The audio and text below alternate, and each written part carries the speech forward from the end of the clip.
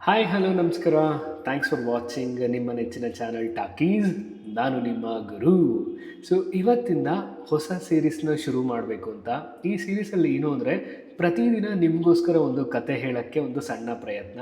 So ಪ್ರತಿದಿನ ಏನೇನು ಈ ಕಥೆನಲ್ಲಿ ಇನ್ಕ್ಲೂಡ್ ಆಗಿರುತ್ತೆ ಅಂದರೆ, ಸೊ ಎವ್ರಿ ಡೇ ಲೈಕ್ ಒಂದು ಸ್ಪಿರಿಚುವಲ್ ಇರ್ಬೋದು, ಅಥವಾ ಒಂದು ಮೋಟಿವೇಶ್ನಲ್ ಇರ್ಬೋದು, ಅಥವಾ when ever we feel like ಯಾಕೋ ಸ್ವಲ್ಪ ಲೋ ಆಗಿದ್ದೀವಿ ಅನ್ನಿಸ್ದಾಗ ಈ ಕತೆಗಳು ಸ್ವಲ್ಪ ಸ್ಫೂರ್ತಿದಾಯಕವಾಗಿ ನಮಗೆ ಒಂಚೂರು ಮೋಟಿವೇಶನ್ ಕೊಡುವಂಥ ಕತೆಗಳನ್ನ ನಿಮಗೋಸ್ಕರ ಪಿಕ್ ಮಾಡಿ ಆದಷ್ಟು ಪ್ರತಿದಿನ ಹೇಳುವಂಥ ಒಂದು ಸಣ್ಣ ಪ್ರಯತ್ನ.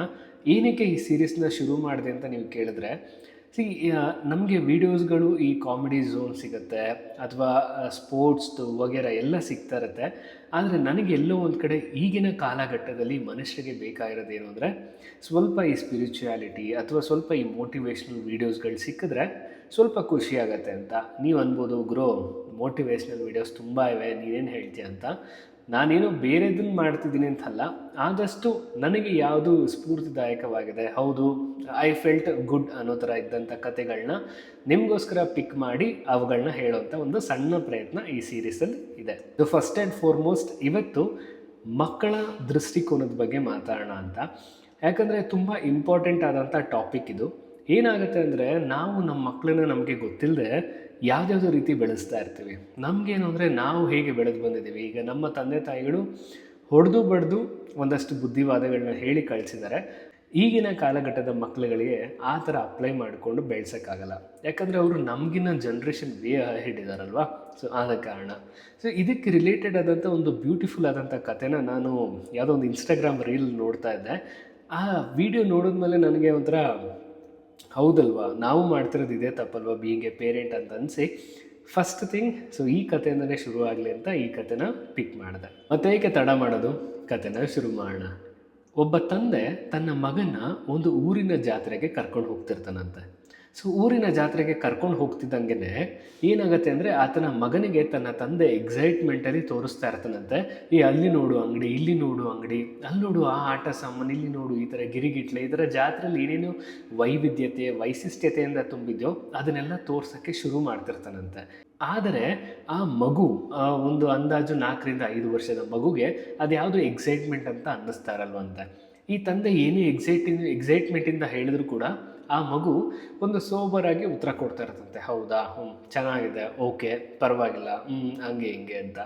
ತಂದೆಗೆ ಎಲ್ಲೋ ಒಂದು ಕಡೆ ಅನ್ಸೋಕ್ಕೆ ಶುರು ಆಗುತ್ತಂತೆ. ಯಾಕೋ ಇವನಿಗೆ ಜಾತ್ರೆ ಇಷ್ಟ ಆಗ್ತಿಲ್ಲ ಅಂತ ಅನಿಸುತ್ತೆ ಅಂತ ಹೇಳಿ ಆತನ ಮಗನನ್ನೇ ಕೇಳ್ತಾನಂತೆ, ಯಾಕೆ ನಿನಗೆ ಏನೂ ಇಷ್ಟ ಆಗ್ತಿಲ್ವಾ, ಏನಾಯಿತು ಅಂತ. ದಿಢೀರಂತ ಆತನ ಮಗು ಹೇಳತ್ತಂತೆ, ಅಪ್ಪ ಬಾ ಮನೆಗೆ ಹೊರಟೋಗೋಣ ಅಂತ.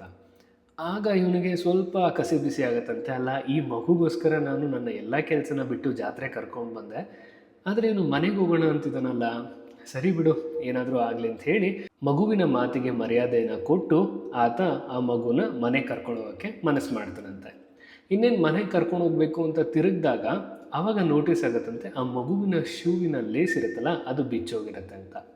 ಆಗ ತಂದೆ ಹೇಳ್ತಾನಂತೆ, ನೋಡು ಲೇಸ್ ಬಿಚ್ಚೋಗಿದೆ, ಇದರಿಂದ ನೀನು ಎಡವು ಬೀಳ್ತೀಯ, ನಾನು ಲೇಸ್ ಕಟ್ತೀನಿ, ವೆಯ್ಟ್ ಮಾಡು ಅಂತ ಹೇಳಿ ಲೇಸ್ನ ಕಟ್ಟಿ ತಲೆ ಎತ್ತಿದಾಗ ಆ ತಂದೆಗೆ ಆಶ್ಚರ್ಯ ಕಾದಿತ್ತಂತೆ.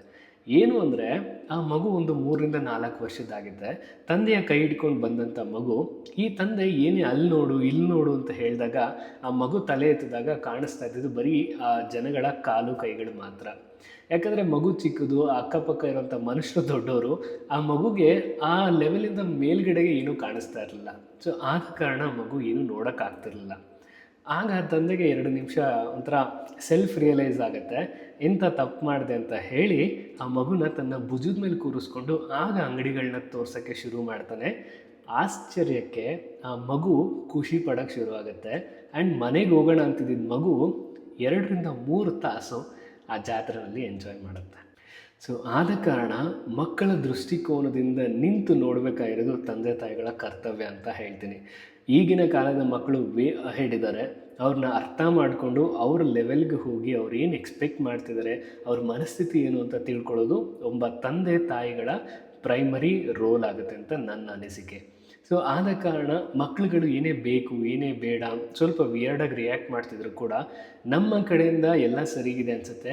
ಆದರೆ ಮಕ್ಕಳ ಕಡೆಯಿಂದ ಏನೋ ಬೇರೆದು ಬದಲಾವಣೆ ಬೇಕಿರ್ಬೋದು, ಬೇರೆದೇನೋ ಎಕ್ಸ್ಪೆಕ್ಟ್ ಮಾಡ್ತಿರ್ಬೋದು, ಅದು ನಮಗೆ ಗೊತ್ತಾಗ್ತಿರಲ್ಲ. ಆದ ಕಾರಣ ಮಕ್ಕಳ ದೃಷ್ಟಿಕೋನ ತುಂಬ ಇಂಪಾರ್ಟೆಂಟ್ ಆಗುತ್ತೆ. ಅವ್ರು ಏನು ಗೇಜ್ ಮಾಡ್ತಿದ್ದಾರೆ, ಏನು ಅರ್ಥ ಮಾಡ್ಕೊಳಕ್ಕೆ ಹೋಗ್ತಿದ್ದಾರೆ ಅಂತ.